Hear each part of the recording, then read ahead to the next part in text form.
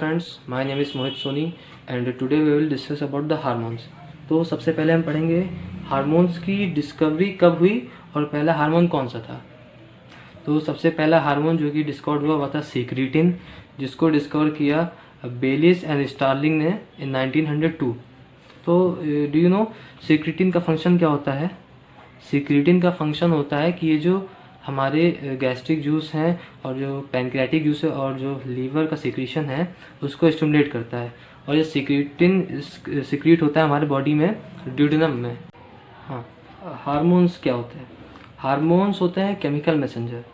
Chemical messenger means ये messenger का काम करते हैं। जैसे हम फेसबुक और यूज़ करते हैं तो उसमें होता है फेसबुक मैसेंजर। तो उसका काम ये होता है कि एक हमारे डाटा को दूसरे जगह तक पहुंचाना और दूसरे डाटा तीसरे जगह तक पहुंचता है। तो उसी तरह ये हार्मोन वर्क करते हैं जो कि हमारे बॉडी में प्रेजेंट होते हैं, और ये हमारी बॉडी में सर्कुलेट होता है with the help of blood, क्योंकि ब्लड हमारा एक सर्कुलेटिंग टिश्यू है जो कि हम बॉडी में न्यूट्रिएंट्स को, हार्मोन्स को और एक्सक्रीटरी प्रोडक्ट्स को ट्रांसपोर्ट करती है। वो हमारे बॉडी की टैक्सी है। तो हार्मोन उसी टैक्सी में बैठकर बॉडी के डिफरेंट ऑर्गन्स तक जाता है और जो उसका डिज़ायर्ड रिजल्ट होता है, उसकी जो टारगेट साइट होता है वहाँ पहुँचता है और अपना इफेक्ट प्रोड्यूस करता है। और जो हार्मोन का सेकंड फंक्शन है वो है कि ये हमारी बॉडी की ग्रोथ में हेल्प करता है, चाहे वो हमारी बोन्स की ग्रोथ हो चाहे ऑर्गन्स की ग्रोथ। इसमें कंफ्यूज होते हैं कि हार्मोन्स न्यूट्रिएंट्स होते हैं। हार्मोन्स हमें एनर्जी प्रोवाइड करते हैं, ऐसा नहीं है। हार्मोन्स न्यूट्रिएंट्स नहीं होते हैं, बल्कि ये जो हमें एनर्जी प्रोवाइड करते हैं, for example carbohydrate, protein, vitamin, तो जिनसे हमें न्यूट्रिएंट्स मिलते हैं जो कि न्यूट्रिएंट्स का सोर्स हैं, उनके मेटाबॉलिज्म में हेल्प करते हैं। क्या लिखा है यहाँ पर? They stimulate cellular pathway for utilization of nutrients. Hormones nutrients नहीं होते, बट ये न्यूट्रिएंट्स को यूटिलाइज करने में, मेटाबॉलाइज करने में हमारी हेल्प करते हैं। और next function is hormones maintain homeostasis. Homeostasis as you have hormones होते हैं जो कि हमारी होम्योस्टेसिस को मेंटेन करते हैं। First of all will take example of electrolytic balance. जो इलेक्ट्रोलाइटिक बैलेंस हमारे बॉडी में मेंटेन होते हैं अभी हार्मोन मीडिएटेड होता है, हार्मोन स्टिमुलेटेड होता है। और जो हमारी स्लीप साइकिल होती है, जो सर्काडियन साइकिल होती है, मतलब कब हम सोते हैं, कब जाते हैं, कब हमें नींद आती है, तो एक हार्मोन होता है मेलाटोनिन जो कि पिट्यूटरी ग्लैंड से रिलीज़ होता है। वो ये डिसाइड करता है कि हमें कब सोना है, हमें कब जगना है। और ऐसे ही एक हार्मोन होता है गेरिन। गेरिन एक ऐसा हार्मोन है जो कि रिस्पॉन्सिबल होता है हमारे हंगर के लिए। The ghrelin is responsible for the appetite. It is also known as hunger hormone. तो इन सब हार्मोन्स के बारे में हम डिटेल में पढ़ेंगे अगले आने वाले टॉपिक्स में। बट मैं आपको यहाँ पर हार्मोन का ओवरव्यू दे रहा हूँ कि हार्मोन होते क्या है, हार्मोन का फंक्शन क्या है और हार्मोन कितने टाइप्स के होते हैं। और ऐसे ही एक हार्मोन होता है ल्यूपिन जो कि रिस्पॉन्सिबल होता है ओबेसिटी के लिए। जैसे ही हमारा ल्यूपिन का सिक्रीशन कम होगा वैसे हमारी ओबेसिटी बढ़ती जाएगी। एक और फंक्शन जो है मैचुरेशन। हार्मोन का एक और फंक्शन जो है मैचुरेशन। तो बहुत लोग के मन में ये डायलेमा, दुविधा होती है कि वो सोचते हैं कि मैचुरेशन और ग्रोथ दोनों एक चीज़ है, बल्कि ये दोनों एक दूसरे से भिन्न हैं। कैसे? ग्रोथ का मतलब होता है increasement and multiplication in size of cell. अगर कोई सेल साइज में बढ़ रही है या नंबर में बढ़ रही है तो उसको ग्रोथ बोलेंगे। बट मैचुरेशन होता है कि उसकी वर्किंग इफिशिएंसी और इन्हांस हो जाए और उसका कार्य प्रणाली जो है और अच्छी हो जाए। जैसे इसमें लिखा है कि सेल्स अपग्रेडिंग इटसेल्फ, मतलब सेल का फंक्शन कुछ और था, बट वो जब वो मैचुरेशन उसके अंदर हुआ तो उसने अपना फंक्शन थोड़ा सा चेंज किया, अपने आप को थोड़ा सा इन्हांस किया, मतलब अपनी वर्किंग एफिशिएंसी थोड़ी बढ़ाई और फंक्शनल कैपेसिटी को इंक्रीज़ किया। मतलब उसका फंक्शन पहले कुछ और था, अब जब वो मैचुरेशन स्टेट में आया तो वो जो है और अधिक फंक्शन करने लगा। तो ऐसे एग्जांपल देख लेते हैं, जैसे स्पर्म है और एग है। तो स्पर्म और एग हमारी बॉडी में तब तक एक्टिवेट नहीं होते जब तक प्यूबर्टी हम लोग अटेंड नहीं करते। हार्मोन्स कितने टाइप्स के होते हैं? तो हार्मोन्स को हम लोग ने चार टाइप्स में डिवाइड किया है on the basis of the building block, मतलब वो किससे बने होते हैं। तो सबसे पहला हार्मोन का टाइप है वो उसको बोलते हैं अमीनो एसिड डेरिवेटिव हार्मोन। तो अमीनो एसिड डेरिवेटिव हार्मोन जैसे इसके नाम से क्लियर है कि ये ऐसा हार्मोन है जिसमें अमीनो एसिड प्रेजेंट होता है। तो इसका स्ट्रक्चर ये है, इसको आप पॉज करके देख सकते हैं। तो अमीनो एसिड डेरिवेटिव हार्मोन की जो है खासियत ये होती है कि ये टायरोसिन से डिराइव होते हैं। मतलब जितने भी अमीनो एसिड डेरिवेटिव हार्मोन होंगे वो किससे डिराइव होंगे? वो टायरोसिन से डिराइव होंगे। टायरोसिन एक अमीनो एसिड स्वयं है। और एक खासियत अमीनो एसिड की एक और खासियत होती है कि उसका जो नाम के लास्ट 3 वर्ड्स होते हैं वो आयनी उनमें होता है। For example let's take example of adrenaline, जैसे आयनी एड्रेनलिन में भी है, नॉर एड्रेनलिन में भी है और थायरॉक्सिन में भी है। तो अगर कोई भी हार्मोन हमारे सामने है लिखा हुआ है इसका नाम, तो अगर उसके लास्ट में आयनी है तो हम उसे डिफाइन कर सकें कि ये अमीनो एसिड डेरिवेटिव हार्मोन है। अब एग्जांपल लेते हैं कि अमीनो एसिड डेरिवेटिव हार्मोन के एग्जांपल क्या क्या है। सबसे पहला है थायरॉक्सिन। थायरॉक्सिन हमारी थायराइड ग्लैंड से रिलीज होता है। और दूसरा एग्जांपल है एड्रेनलिन। एड्रेनलिन एक हार्मोन है जो कि एड्रीनल ग्लैंड जो कि किडनी के ऊपर प्रेजेंट होती है उससे रिलीज होता है और इससे हम बोलते हैं फाइट और फ्लाइट हार्मोन। एक नर्वस सिस्टम होता है हमारा, तो ये पैरासिम्पथेटिक नर्वस सिस्टम का एक पार्ट, मतलब पैरासिम्पथेटिक नर्वस सिस्टम में ये एड्रेनलिन रिलीज होता है, मतलब पैरासिम्पथेटिक नर्वस सिस्टम के अंतर्गत ये एड्रेनलिन रिलीज होता है। और थर्ड हार्मोन है नॉर एड्रेनलिन, जो कि एड्रेनलिन के एंटागोनिस्टिक वर्क करता है, जिसको हम बोलते हैं रेस्ट और डाइजेस्ट हार्मोन। ये सिंपैथेटिक नर्वस सिस्टम के अंतर्गत आता है। अब तीसरा हार्मोन है पेप्टाइड हार्मोन। तो पेप्टाइड हार्मोन आप नाम से ही बता सकते हैं कि जिन हार्मोन में पेप्टाइड बॉन्ड प्रेजेंट हो उसको बोलेंगे पेप्टाइड हार्मोन। तो इसकी डेफिनेशन हम लोग बता सकते हैं कि when 2 or more than 2 amino acid join by peptide bond and that hormone is known as peptide hormone. जिस भी हार्मोन में 2 या 2 से अधिक अमीनो एसिड एक दूसरे से पेप्टाइड हार्मोन के थ्रू ज्वाइंट हो, अटैच हो, तो उन्हें बोलेंगे हम पेप्टाइड हार्मोन। इसका स्ट्रक्चर आप देख सकते हैं, ये एक अमीनो एसिड है, ये दूसरी अमीनो एसिड है। तो जब H और OH मिलते हैं एक दूसरे से तो ये वाटर निकाल लेते हैं, वाटर के रूप में निकल जाते हैं, एलिमिनेट हो जाते हैं। तो ये एक एलिमिनेशन रिएक्शन भी है।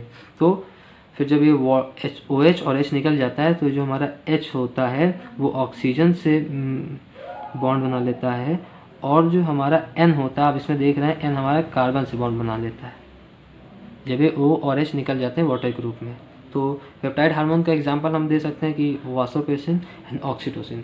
वासोप्रेसिन को हम एंटी डायबिटिक हार्मोन यानी ADH भी बोल सकते हैं। इसका मेन फंक्शन होता है कि जो है वाटर अब्जॉर्प्शन को बढ़ा देता है। कहाँ पर? ये वाटर अब्जॉर्प्शन को बढ़ाता है रीनल ट्यूब्यूल्स में, मतलब हमारी किडनी में। और जो ऑक्सीटोसिन है, ऑक्सीटोसिन का फंक्शन ये होता है कि जो ये हमारा मिल्क प्रोडक्शन को स्टिमुलेट करता है इन फीमेल्स में during breast feeding, parturition and after pregnancy. तीसरा है प्रोटीन हार्मोन। प्रोटीन हार्मोन कैसे बनता है? प्रोटीन हार्मोन बनता है जब बहुत सारे ट्रॉपिक हार्मोन एक दूसरे से अटैच होते हैं, तब प्रोटीन हार्मोन का फॉर्मेशन होता है। अब आप लोग पूछेंगे ये ट्रॉपिक हार्मोन क्या होता है? तो ट्रॉपिक हार्मोन वो हार्मोन होता है जो कि रिलीज तो होता है एक ग्लैंड से, बट वो दूसरे एंडोक्राइन ग्लैंड पे जाता है और उसको स्टिमुलेट करता है कि वो अपना सिक्रीशन सिक्रीट करे।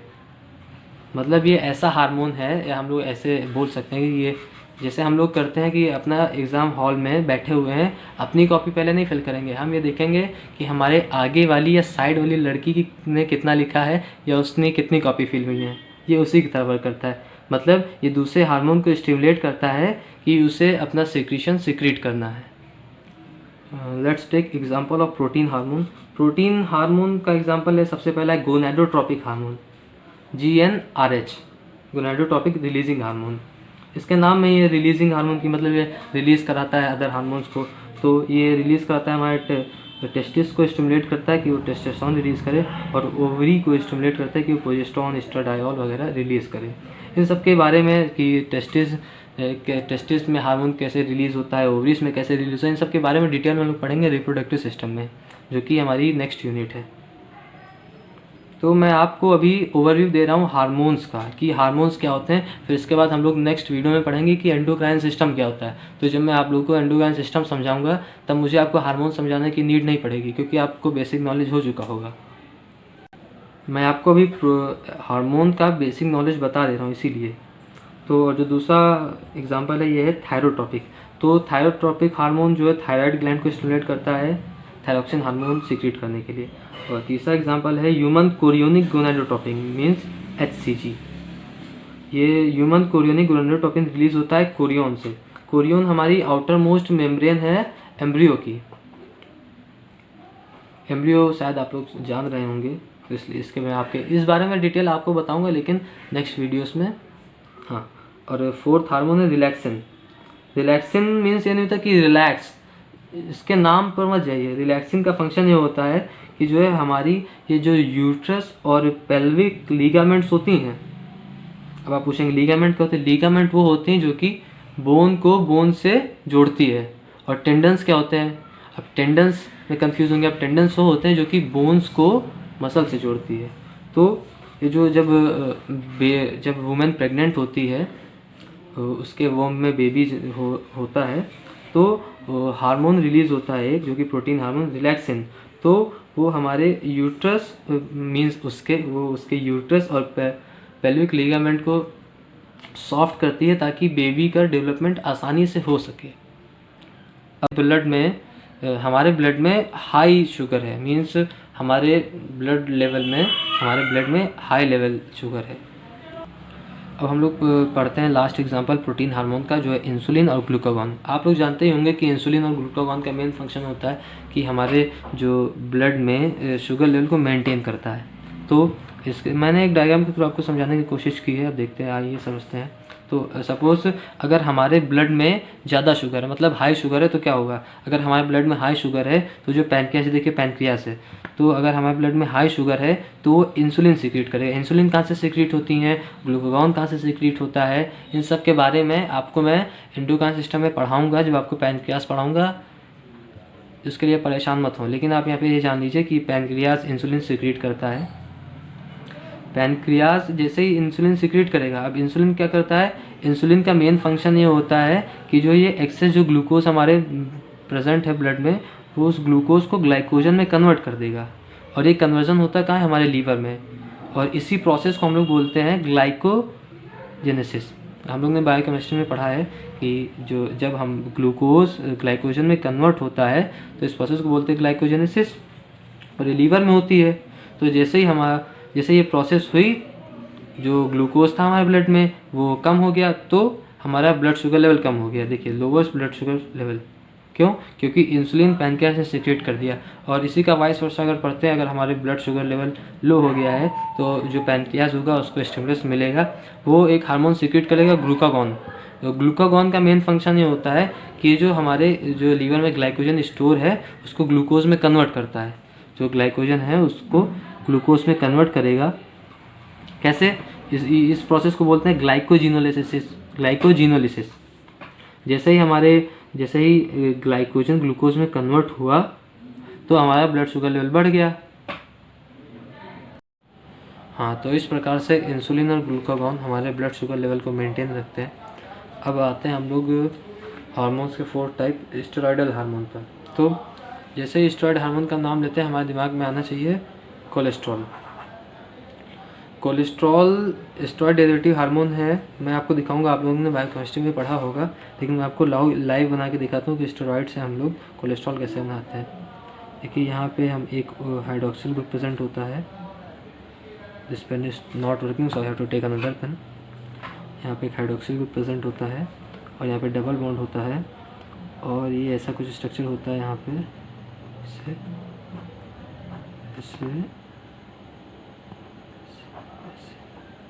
ऐसे। तो ये स्ट्रक्चर आप लोग फेमिलियर होंगे इसके साथ। ये हमारा कोलेस्ट्रॉल का स्ट्रक्चर है। हमारा कोलेस्ट्रॉल का स्ट्रक्चर है ये। अब देखते हैं एग्जाम्पल की तरफ कि स्टेरॉयडल हार्मोन के कौन कौन से एग्जाम्पल होते हैं। सबसे पहला एग्जाम्पल कोलेस्ट्रॉल स्वयं है, और सेकंड एग्जाम्पल है ईस्ट्रोजन, जो कि रिलीज होता है ओवरी से। और testosterone is also a steroidal hormone which is released from the testes, and the last hormone is estradiol and progesterone. Estradiol and progesterone are released from the placenta. Placenta is a connection between mother and the fetus. If the secretion of estradiol and progesterone decreases, then it causes abortion also. हाँ, अब हम लोग बात करते हैं hormone के mode of action. Hormone की mechanism का है, हार्मोन कैसे सेल में एंट्री करता है और उसका मैकेनिज़्म कैसे होती है। तो हार्मोन को हम 2 टाइप्स में डिवाइड कर सकते हैं on the basis of the mode of action. सबसे पहला है steroid based and second is protein based. जैसे स्टेरॉइड का हम नाम लेते हैं, हमारे जहन में एक बात आ जानी चाहिए, जो है कोलेस्ट्रॉल। तो कोलेस्ट्रॉल कैसा होता है, कोलेस्ट्रॉल का नेचर क्या होता है? कोलेस्ट्रॉल लाइपोफिलिक होता है। Lipo means lipid and philic means loving. तो कोलेस्ट्रॉल जो है लिपिड लविंग होता है, मीन्स वो लिपिड को आसानी से क्रॉस कर सकता है, लिपिड से वो रिपल नहीं होगा। तो जैसे कोई हार्मोन का नेचर स्टेरॉयडल है, इट मीन्स वो सेल मेम्ब्रेन में, ये हमारी सेल मेम्ब्रेन है जो कि फॉस्फोलिपिड की बनी है, और ये हमारी न्यूक्लियर मेम्ब्रेन है। तो जो स्टेरॉयड बेस्ड हार्मोन होगा वो हमारे सेल मेम्ब्रेन में, जैसे स्टेरॉयड हार्मोन है, ये सेल मेम्ब्रेन में आसानी से एंट्री करेगा और न्यूक्लियर मेम्ब्रेन में भी आसानी से एंट्री कर लेगा। और जैसे एंट्री कर लेगा ये अपना ट्रांसलेशन उसमें जो है हेल्प करेगा। इसके बारे में हम लोग आगे पढ़ेंगे, ट्रांसक्रिप्शन, ट्रांसलेशन, प्रोटीन सिंथेसिस के बारे में बायोकेमिस्ट्री में पढ़ेंगे। बट अभी हम लोग को ध्यान रखना है कि जो स्टेरॉयड हार्मोन्स होते हैं वो हमारी सेल मेम्ब्रेन में और न्यूक्लियर मेम्ब्रेन में आसानी से एंट्री कर जाते हैं, जबकि जो प्रोटीनियस हार्मोन होते हैं जैसे ये है, ये एंट्री नहीं कर पाते। अब हम लोग बात करते हैं protein based mode of action. तो जैसे प्रोटीन का नाम लेते हैं, हमारे सामने बात आनी चाहिए कि प्रोटीन वाटर सॉल्युबल होता है, और जो वाटर सॉल्युबल होता है वो हमारी सेल मेम्ब्रेन से पास नहीं हो पाता है, मतलब वो non permeable to cell membrane होता है। तो बट कुछ सेल्स ऐसी होती है जिनके सरफेस में रिसेप्टर प्रेजेंट होते हैं, सेल सरफेस रिसेप्टर, जिसे आप देख सकते हैं ये हमारी मेम्ब्रेन है, सेल मेम्ब्रेन है, ये रिसेप्टर है हमारा, और ये फॉस्फोलिपिड की मेम्ब्रेन है। तो जैसे ही हमारा एक प्रोटीन बेस्ड हार्मोन है जो आता है रिसेप्टर पे बाइंड होता है यहाँ पे, फिर ये एक स्टिमुलस देता है अपनी बगल वाली सेल को कि वो अपना सेक्रेशन सीक्रेट करे, जैसे वो रिसेप्टर स्टिमुलस देता है। तो ऐसे जो एटीपी हमारे माइटोकॉन्ड्रिया में प्रेजेंट होता है वो एंजाइम के साथ रिएक्ट करके बना लेता है cyclic AMP. Cyclic AMP means cyclic adeno monophosphate, जो कि एक सेकेंड मैसेंजर, इसके बारे में हम लोग ने बायोकेमिस्ट्री में पढ़ा है। तो ये जो साइक्लिक एएमपी होती है ये अपने टारगेट साइट पे जाके अपना इफेक्ट प्रोड्यूस करती है। तो इस तरह जो प्रोटीन बेस्ड हार्मोन्स होते हैं उनका भी मोड ऑफ एक्शन होता है, बट वो उनका मोड ऑफ एक्शन सेकेंडरी होता है, मीन्स वो प्राइमरी नहीं होते, बट उन हेल्प करते हैं बट इनडायरेक्टली। अब एग्जांपल देख लेते हैं प्रोटीन बेस्ड के। तो there are certain hormones which utilise cyclic AMP pathway for generating impulse और for generating stimulus. The first is ACTH, adrenocorticotropic hormone, FSH, follicle stimulating hormone, luteinizing hormone, parathyroid hormone, glucagon and calcitonin. तो आज ये हमारा हुआ hormone का overview. हम लोगों ने आज हार्मोन का ओवरव्यू ले लिया, हार्मोन क्या होते हैं, हार्मोन के टाइप्स कितने होते हैं, हार्मोन कैसे हमारी बॉडी फंक्शनिंग को रेगुलेट करते हैं। अब हम लोग नेक्स्ट लेक्चर में पढ़ेंगे एंडोक्राइन सिस्टम, जो कि हमारी ह्यूमन एनाटॉमी एंड फिजियोलॉजी का HAP सेकेंड का फोर्थ यूनिट, पूरी फोर्थ यूनिट है। तो ये हमने आज आपको ओवर दिया। अगर आपको हमारा वीडियो अच्छा लगे तो लाइक, सब्सक्राइब करें एंड शेयर करें। Thank you.